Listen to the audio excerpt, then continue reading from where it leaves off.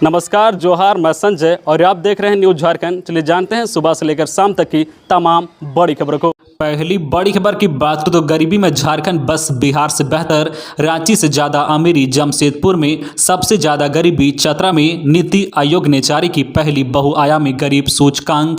गरीबी में झारखंड की आबादी देश में दूसरे स्थान पर है। झारखंड उन 3 राज्यों में शामिल है जहां सबसे अधिक गरीबी है। यहां की 42.16% आबादी अपना जीवन गरीबी में बिता रही है। गरीबी में झारखंड से आगे बस एक राज्य बिहार है। इसका खुलासा नीति आयोग की ओर से जारी पहली बहुआयामी गरीब सूचकांक रिपोर्ट से हुआ है। रिपोर्ट के मुताबिक बिहार, झारखंड और उत्तर प्रदेश देश के टॉप 3 निर्धन राज्यों में शामिल हैं। झारखंड में सबसे ज्यादा गरीब जिलों की बात करें तो इसमें शीर्ष पर चतरा है। यहाँ की 60.74% आबादी गरीब है, जबकि सबसे कम गरीब जिला पूर्वी सिंहभूम है, जहां मात्र 23.99% आबादी गरीब है। वही राज्य के टॉप 3 गरीब जिलों में चतरा के अलावा पाकुड़ 60.66% और पश्चिमी सिंहभूम 57.60% सबसे ज्यादा गरीब जिला है। अगली बड़ी खबर की बात करें तो ठंड से होगा बुरा हाल, अभी और गिरेगा पारा।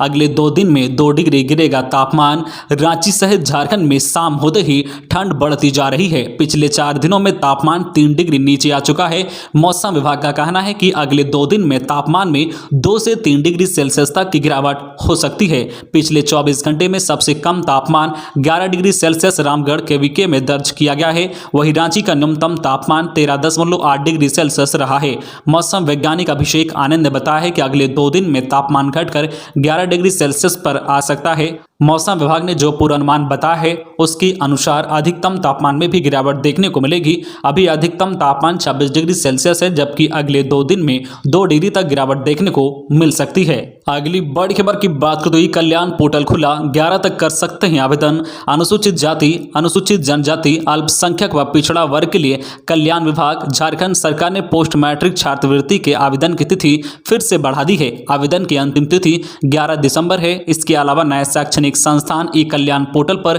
पंजीकरण व नवीनीकरण 11 दिसंबर तक कर सकते हैं। विभाग ने तीसरी बार यह तिथि बढ़ाई है। अगली बड़ी खबर की बात करें तो 11 दिसंबर को आयोजित किया जाएगा राष्ट्रीय लोक अदालत। झारखंड में आगामी 11 दिसंबर को पूरे राज्य में राष्ट्रीय लोक अदालत का आयोजन किया जाएगा। इसके तहत झारखंड के सभी कोर्ट में लंबित मामलों का निपटारा किया जाएगा। इसके साथ ही लोक अदालत में उन मामलों को भी निपटाया जाएगा जो अब तक कोर्ट नहीं पहुंच सका है। झारखंड राज्य विधिक सेवा प्राधिकरण यानी झालसा ने सभी जिलों को विधिक सेवा प्राधिकार को इसकी तैयारी करने का निर्देश दिया है। अगली बड़ी खबर की बात करें तो आतंक की घेराबंदी, पश्चिमी सिंहभूम में पीएलएफआई सुप्रीमो दिनेश गोप के दस्ते के साथ सुरक्षा बलों की मुठभेड़। एसपी का दावा, घेराबंदी में फंसा है सरगना। झारखंड के पश्चिमी सिंहभूम जिले के पोड़ाहाट जंगल में पीएलएफआई सुप्रीमो दिनेश गोप के दस्ते के साथ पुलिस और सीआरपीएफ की मुठभेड़ हुई है। यह मुठभेड़ सोनवा, गोइलकेरा और गुदड़ी थाना क्षेत्र के सीमावर्ती क्षेत्र में हुई है। यह क्षेत्र सोनवा के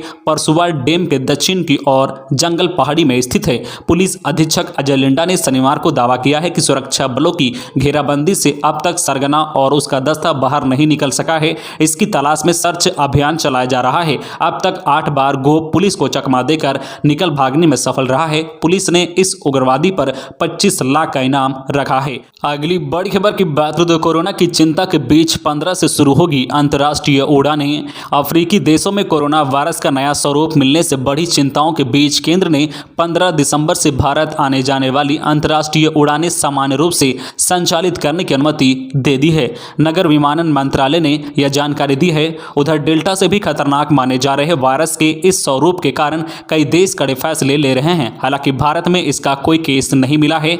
देश में सभी उड़ानें 23 मार्च 2020 से ही बंद हैं। सिर्फ पिछले साल जुलाई से 28 देशों के साथ एयर बबल करार के तहत विशेष उड़ानें संचालित है। खबरों में आगे बढ़ने से पहले आपसे रिक्वेस्ट है कि अगर आप चैनल को सब्सक्राइब नहीं किए हैं तो प्लीज चैनल को सब्सक्राइब करके बेल आइकन प्रेस कर दे, जिससे आपको झारखंड की हर छोटी बड़ी खबर का अपडेट आप तक पहुंचता रहे। चलिए बढ़ते हैं खबरों की ओर। अगली बड़ी खबर की बात करें तो अवैध खनन में हादसा, बोकारो के चंदन कियारी में कोल ब्लॉक धंसा, 20 घंटे गुजरे। डीसीएसपी ने कहा करा रहे हैं हादसे की जांच। धनबाद और बोकारो की सीमा पर स्थित वर्षों से बंद पड़े पर्वतपुर कोल ब्लॉक में अवैध खनन के दौरान दौरान हादसा हुआ है। घटना के करीब 20 घंटे गुजर गए हैं। खदान धंसने के कारण खनन कार्य में लगे कुछ स्थानीय लोगों के फंसे होने की आशंका जताई जा रही है। बोकारो के डीसी कुलदीप चौधरी व एसपी चंदन झा ने कहा है कि खदान धंसने की सूचना प्राप्त हुई है। घटना का सत्यापन कराया जा रहा है। अब तक किसी के मरने की पुष्टि नहीं की गई है। बोकारो जिले के अमलाबाद ओपी की पुलिस किसी के मरने की पुष्टि नहीं कर रही है, सिर्फ हादसे की बात स्वीकार कर रही है। हादसे के बाद इलाके में काफी दहशत है। डर के मारे कोई इस मामले में कुछ कहने के लिए सामने नहीं आ रहा है। अगली बड़ी खबर की बात करें तो झारखंड में पंचायत चुनाव कराने की मांग को लेकर भाजपा ने दिया धरना। झारखंड में पंचायत चुनाव जल्द कराने समेत 16 सूत्री मांग को लेकर शनिवार को बलियापुर प्रखंड भाजपा के कार्यकर्ताओं की ओर से बलियापुर प्रखंड कार्यालय के समक्ष एक दिवसीय धरना दिया गया। इस अवसर पर मुख्य अतिथि के रूप में उपस्थित वरिष्ठ नेता संतलाल प्रमाणिक ने राज्य के मुख्यमंत्री हेमंत सोरेन की सरकार की कार्यकलापों की तीखी आलोचना की। कहा कि राज्य सरकार हर मोर्चे पर विफल रही है, विकास के कार्य नहीं हो रहे हैं, राज्य में बेरोजगारी बढ़ती जा रही है, आम लोग काफी परेशान हैं, बावजूद इसके राज्य सरकार गंभीर नहीं है। राज्य सरकार की जन विरोधी नीति के खिलाफ आंदोलन जारी रहेगा। अगली बड़ी खबर की बात करें तो पीजी डॉक्टर 3 माह गाँव में इलाज करेंगे। राष्ट्रीय चिकित्सा आयोग जल्द ही पोस्ट ग्रेजुएट चिकित्सा पाठ्यक्रम के नए स्वरूप को मंजूरी देने जा रहा है। इसमें पीजी करने वाले सभी डॉक्टरों को 3 महीने जिले के अस्पतालों में काम करना जरूरी होगा। इसके लिए पीजी कोर्स के भीतर ही 3 महीने का डिस्ट्रिक्ट रेजिडेंसी प्रोग्राम डीआरपी शुरू किया जा रहा है। इसका मकसद चिकित्सा सेवाओं को मजबूत करना है। एनएमसी सूत्रों के अनुसार नए पीजी पाठ्यक्रम का खाका तैयार हो चुका है। इसे अधिसूचित किए जाने के साथ ही क्रियान्वयन भी शुरू हो जाएगा। अगली बड़ी खबर की बात करें तो हड़ताल पर गए टेम्पो चालक यात्रियों को हो रही है भारी परेशानी। डाल्टनगंज रेलवे स्टेशन से संचालन होने वाले एक सबसे अधिक टेम्पो चालक शनिवार को अचानक हड़ताल पर चले गए हैं। इससे ट्रेनों से आने जाने वाले यात्रियों को काफी परेशानी का सामना करना पड़ रहा है। टेम्पो चालक संघ के अध्यक्ष रंजन कुमार ने बताया कि पहले कभी टेम्पो चालकों से पार्किंग का प्रतिदिन 20 रुपए लिया जाता था, लेकिन अचानक इसे बढ़ाकर 60 रुपए कर दिया गया है। इस संबंध में स्टेशन प्रबंधक अनिल कुमार तिवारी ने बताया कि वे दोनों पक्षों से बात कर सर्वमान्य हल निकालने का प्रयास कर रहे हैं। अगली बड़ी खबर की बात करें तो नक्सलियों ने किया 7 दिनों के पीएलजीए वर्षगांठ का ऐलान, पोस्टरबाजी। नक्सली संगठन भाकपा माओवादी ने शुक्रवार देर रात सोनवा व गोइलकेरा थाना क्षेत्र के कई जगहों पर बैनर पोस्टर लगाकर आगामी 2 से 8 दिसंबर तक पीएलजीए के 21वीं वर्षगांठ मनाने की अपील की है। नक्सली क्षेत्र में लगातार की जा रही पोस्टरबाजी से ग्रामीणों में दहशत का माहौल बन गया है। नक्सलियों ने शुक्रवार देर रात सोनवा थाना क्षेत्र दुनिया बाजार परिसर में करीब 1 दर्जन बैनर के साथ काफी संख्या में पोस्टर फेंके मिले हैं। नक्सलियों ने गोइलकेरा थाना क्षेत्र कुईडा के पास गोइलकेरा चाईबासा मुख्य मार्ग में बैनर लगाकर सड़क को जाम कर दिया है, जिससे मुख्य सड़क पर वाहनों का यातायात ठप रहा। अगली बड़ी खबर की बात करें तो बीमा से इलाज कराया तो खून के लिए देने होंगे पैसे। झारखंड के किसी भी अस्पताल में स्वास्थ्य बीमा के तहत इलाज कराने वाले मरीजों को अब सरकारी ब्लड बैंक से मुफ्त खून नहीं मिलेगा। इसमें आयुष्मान योजना भी शामिल है। इसे लेकर स्वास्थ्य, चिकित्सा, शिक्षा एवं परिवार कल्याण विभाग ने संकल्प जारी किया है। इसके तहत निजी अस्पताल में भर्ती मरीजों के लिए ब्लड लेने पर अस्पताल द्वारा यह लिख कर देना होगा कि मरीज आयुष्मान योजना या किसी अन्य बीमा कंपनी से सूचीबद्ध नहीं है।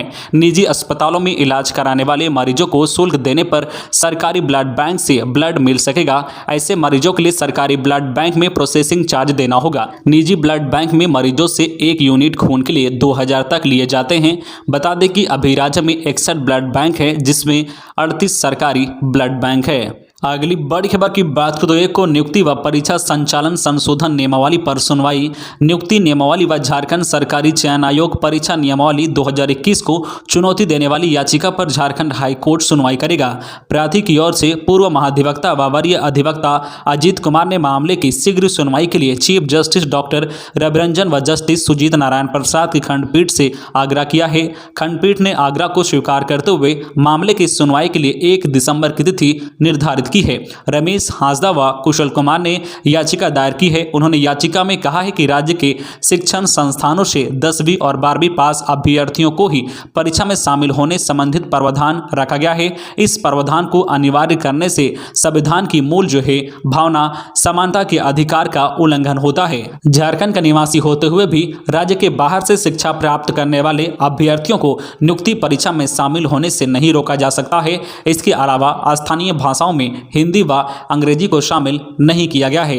तो तो ये थी आज की झारखंड की टॉप बड़ी खबरें। इसी तरह झारखंड की हर छोटी बड़ी खबर देखने के लिए आप हमारे चैनल न्यूज झारखंड चैनल को सब्सक्राइब करके बेल आइकन प्रेस कर दीजिए, जिससे आपको झारखंड की हर छोटी बड़ी खबर का अपडेट आप तक पहुंचता रहे। तो आज के लिए बस इतना ही, हमें दीजिए इजाजत, फिर मिलते हैं नेक्स्ट न्यूज में।